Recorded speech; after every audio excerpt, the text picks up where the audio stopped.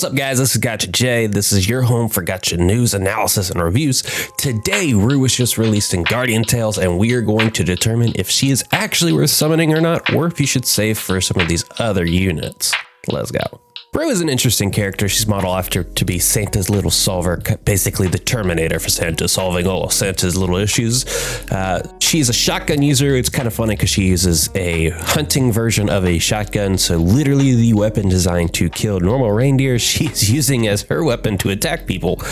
Coincidence? I think not. But her point blank shot shoots a powerful shotgun, prioritizes her attack or ranged dealers or enemies far away. Her charge attack charges to a target to inflict melee attack damage, reduces the target's attack by 30% for 4 seconds. Now, before we get into much of anything else, you gotta understand one thing. Those two things in itself are pretty crazy because that's basically her entire kit. Now, it is incredibly interesting that she is a semi-tanky unit that attacks backline when you just fire. And when you charge the attack, it inflicts melee damage, which is also important for shotgun users because there's a lot of units that inflict melee buffs for team members. So it's important to note that she also is inflicting melee as well as ranged damage. Her first shot does ranged damage and her second shot does melee damage. So both are very important for how you actually end up playing Rue. And it reduces their attack by 30% for 4 seconds if they get hit by that charge shot. So all in all, these two things are really interesting, but for it to actually be useful, we have to dig into a little bit of the statistics and how she actually would fall into, actually killing things with those interesting bits. So her base attack is at 833. She has an HP of around 25,000 and a defense of 354. Those in itself aren't stupendous numbers. She brings a crit chance of 5%, which is always important, and her Earth party buff is 50% attack, which is super important as well. And last but not least to consider is her special ability. When charge is used, which is her charged up attack that reduces the attack percentage, she also reduces the damage that she takes by 30% for 4 seconds. So that's actually not that important, but it's pretty helpful, but it can be helpful. And then let's look at her weapon exclusive. Here we have Terminator. It has a DPS of around 2,700 and a Earth attack around 1,319.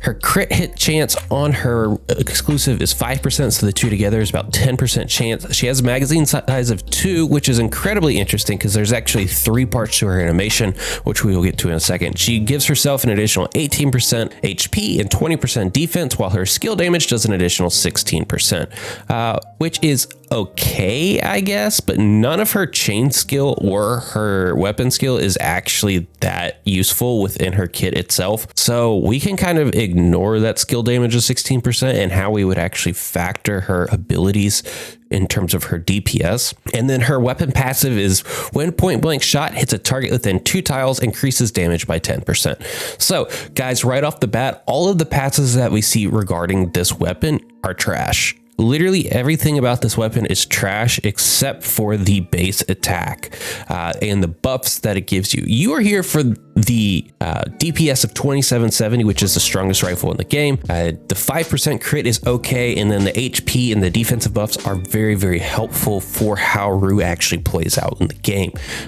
But that though her weapon passive isn't good, just know that the weapon itself is very good and should honestly be a rifle that you consider if you're running a rifler that you just want to have raw stats into. But let's go ahead and break into a little bit of her awakening and how she transitions between early and late game. So as you can see, you are going to need to invest in Rue, not as much so from an HP standpoint where she clocks in at 26 out of 48 with a 30% change from her base 74 statistics and her awakened 74 statistics. And then attack and defense, it's a pretty moderate change, especially if you want to use her as a backline killer. That 60% change is very critical, and the defense of 40% is very useful. But with the way defense actually plays into the calculation of damage mitigation, that is definitely secondary to the attack. When you're looking at awakening stuns, you very much want to prioritize her attack percentages here. The additional 40% HP and 40% defense are obviously helpful, but not nearly as helpful as that 60% change in attack for the way that you play her. So what we are more or less seeing here is how her awakening stones affect her in the beginning to the late game. With her base HP, she is already above average, and then over time as she scales that HP through awakening stones and levels, she basically remains the exact same. I haven't done the slope analysis to actually figure out if it does, but I mean, that's a pretty consistent line, if I do say so myself. Or that's a pretty consistent amount of difference between this area here and this area here. So overall, we can say that Rue's HP awakening stones play little to no effect in how she transitions between early and late game. And then let's look at her defense.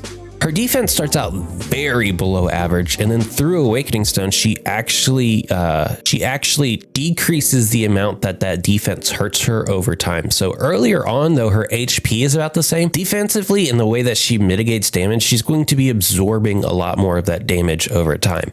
This is pretty interesting to see for someone that's supposedly on the tankier end. If you look at a lot of the units around her, those are all attack-oriented champions. See, she's in the exact same ordering as people like Grimmery, Yuz, and Nari, despite supposedly being a more frontline focused unit. So that is incredibly interesting. So maybe my statement earlier about on the percent change, it's the actual growth curve of itself makes it more important, but as it goes on, she's going to be a little bit more tanky in the way that she mitigates damage. And then here at the attack, we can see that earlier in the game, her attack plays a much larger role than later in the game. Probably, if I was to guess, probably about the earlier in the game, she does about twice the impactful damage as she does later in the game. We will get into the actual might of the unit in terms of true DPS and how much damage output you can expect from her in just a second. But early game, she seems to be an offensive menace, and as it goes off, she kind of stabilizes a bit, and she's going to fall into the range of someone offensively as someone like, oh, well, we'll get into the might in just a second. Even though her weapon says that she has a magazine size of 2, she actually does 5 shots over the course of 3 different rounds, and there's 3 different animations into it. So that magazine size in itself is probably a signal inside of the game of the weapon modification and the way that the game is actually calculating DPS, which I do have a breakdown on how the game is doing it and how weird it is. But the might itself of how we are doing things should separate it out a bit for you. And so the first series of auto attacks that we see there is about a 1.4% modifier.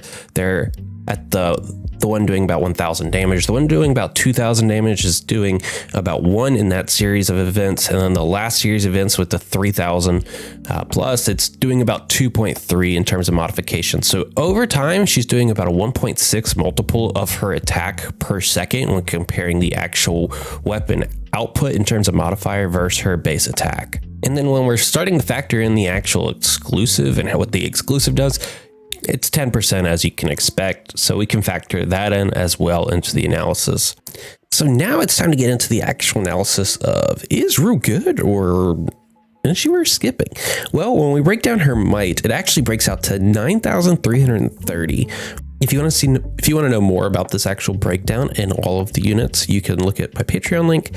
But she finishes about 24th with 9,330, which is within 200 of Vishuvik and about 500 more than Lupina. That's how strong of a damage output Rue is doing. And then on the tank side of things, she is pretty close to 200,000. So that puts her right between Lupina and Vishuvik again, where Lupina actually finishes out a little bit tankier than Vishuvik does, but she is within 2,000 tanky, which is like 1%. She's within 1% again of Vishuvik. So within attack and tank, within might and tank, she's finishing about 1% between her and Vishuvik. And then when it comes to survivability, which is a metric we will release in a future video, we can kind of go ahead and assume that not much is going to change. There's no CC within her tank whatsoever. She does get major effects from different party buffs, especially if she is placed in an earth unit composition. But guys, Overall, Rue is super interesting. You can decide how useful it would be if you had Vishruvik standing in one spot and just hitting the enemy backline the entire time. To me, that seems pretty awesome to be paired with someone like Bari and Tenia, and then have a different frontliner, someone like Agma at the front with those two, or even a Nari, so something like an Agma, Rue, Bari, and Nari. That seems like an incredibly potent lineup to me. It's especially with her hitting the backline in the way that she does. So overall, I think that Rue is very interesting. She is very situational, and I think for about 90% of the player base, she should be considered a hard skip. All right, guys, that's my analysis. Take care.